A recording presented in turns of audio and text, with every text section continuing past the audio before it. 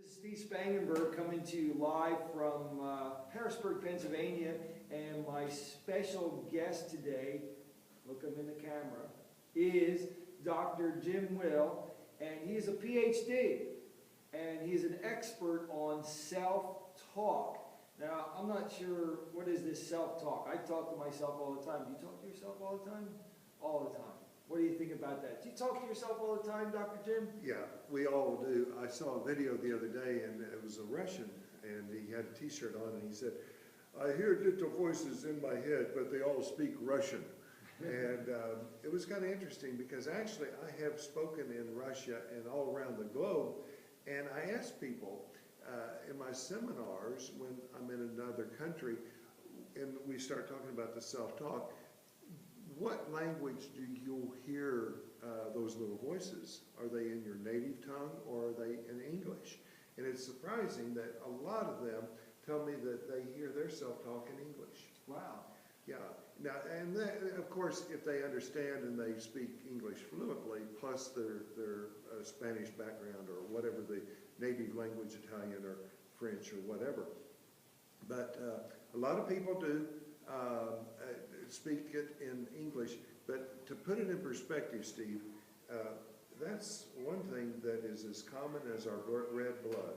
We all have red blood, we all talk to ourselves, and I call it the little voices because it's a whole lot different than just saying positive words or positive affirmations. We can say, oh yes, it's going to be a great day. Oh yes, I'm going to get out there and find 5 new people. I'm going to build the biggest organization in all of MLM history. I'm going to develop a huge group in this direct marketing company. And then the reason I call it the little voices, what if the little voices come in and say, yeah, sure, yeah, fine. And that's the booger bear, as Arnold Palmer, the great golfer, called it. He said, I wish I could help you. I was watching the Golf Channel once, and a lady called up, and she said, whenever I get up there and start to putt, and he said, that's the little voices, that's the booger bear.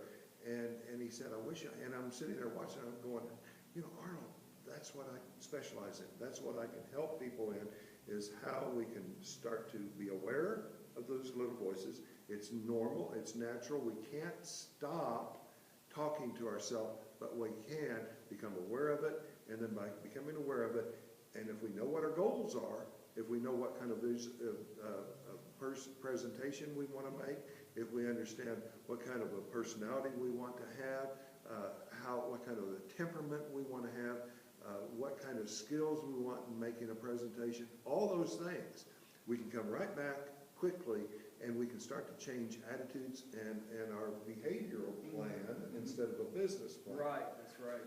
But Jim, you know, I mean, this sounds like it's easier said than done. You know, I coach a lot of people, and I say, well, just do this. And other people say, well, you got to have a little strategy, and I don't want it to take 5-10 years. Look, you know, if I'm in direct sales, a lot of people that I coach are in direct sales and network marketing. They want it now. Okay, they're tired of their job. What are some quick little things? You know, every day when we wake up every day, you know, and we say we're going to go. You know, we're going to go to our job. We're probably feeling bad. We're going to go to our job, and our self-talk is, yeah, this is what you were meant to do. And so, give me a few, just 1 or 2 little tricks and tips that our viewers can do right now, today, to start taking control of our heads. Who are you to think that you could ever have a Mercedes? Well, yeah.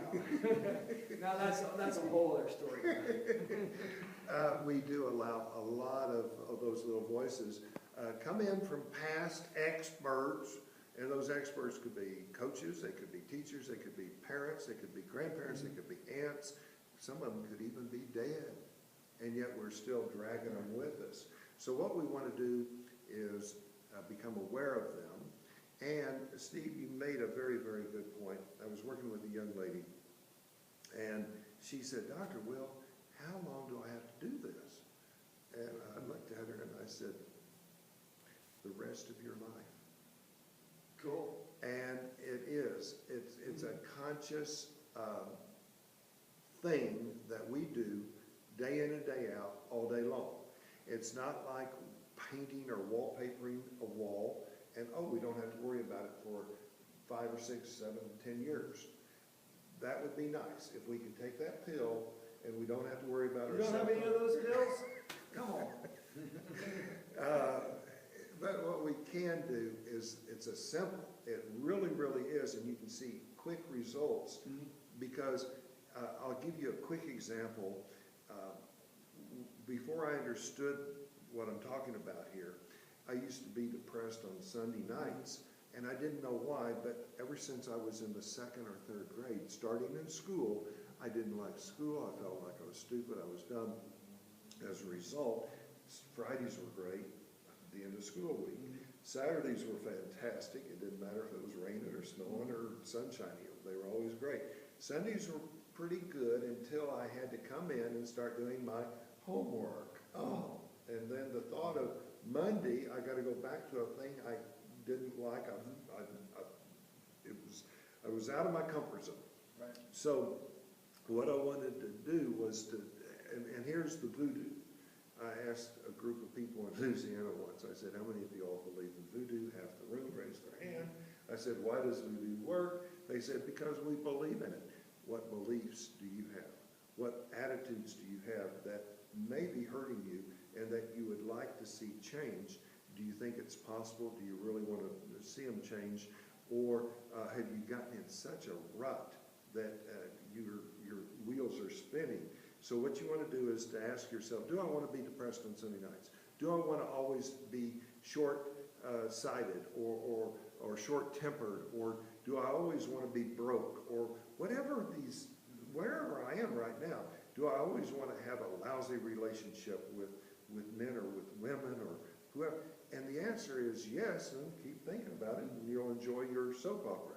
If the answer is no, I'm sick of this lifestyle, I'm sick of this comfort zone, then to ask yourself, what is it that I want? And a lot of people don't know that they've got choices. A lot of people do not realize that they've got a choice in life, and they feel like they're destined. I was in China doing a seminar with a group of people, and they said, Buddha wants you to be poor. Okay? And that's the mindset, the brainwashing that some people get. And it could not just in China, all around the globe, everywhere. There's people, again, relatives that are going to try to tell you and pull you down and keep you in their belief system or their comfort zone, their voodoo. And one of the things you got to do is really ask yourself, do I want to go out here? Because it sometimes gets lonely. So really what I hear you saying is that we're all brainwashed to a certain extent. So really what we got to do is wash our brain of all these things that we don't want, and then put in things that we do want. Is it? Exactly. A lot of people will say, Dr. Will, can you help me through hypnosis? And I go, well, kind of. I can dehypnotize you because you're already hypnotized into believing certain things. Right. And what we'll do is we'll dehypnotize you from that belief. The other thing you just touched on that is powerful, and that is when you go to a grocery store, do you ever write down a list of things you don't want to get? That's powerful. I don't want pickles, I don't want onions, I don't want potatoes, I don't want steak, and I don't want buns. Okay, fine. If you go to an architect and you tell them, I don't want a 3-car garage, I don't want a fireplace here, and I don't want this and this, they go, okay, I got it. What is it that you want? And you and I are blessed with a mechanism in the central cortex of our brain, and it's a radar system, and it will find whatever it is that we're thinking about. And if we're thinking about what we don't want, it finds that and brings it to us, just like Google. Right. And if you put in, I don't want to be depressed, in Google, it comes back. And what's the opposite of I don't want to be depressed? I want to be happy. Put that in. We're just operating our Google the wrong way. Awesome. Now that's a fix that you don't have to call IT in some foreign land to get, is that we're operating our Google the wrong way. So Dr. Jim, thank you for that tip, so that we can start operating our minds the correct way, get what we want, and look forward, look on our, the YouTube channel for, just type in, YouTube, Dr. Jim Will, Self-Talk, all those good tags. Find us at the bottom here. There's gonna be a website, and also in the description.